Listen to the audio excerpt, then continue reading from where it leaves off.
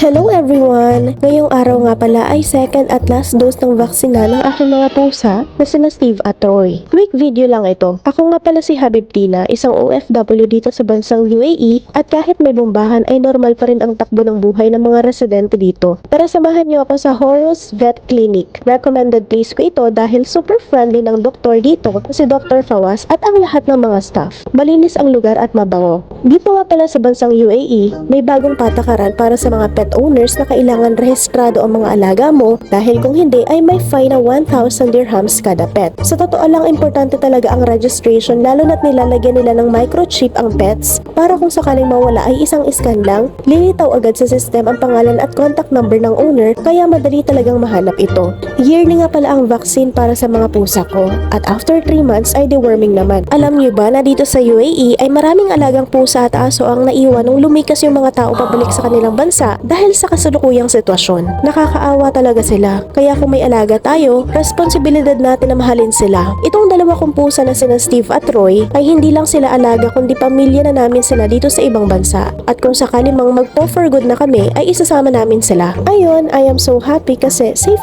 na ang aking mga alaga laban sa mga sakit-sakit. Maraming salamat sa panonood. See you sa next video!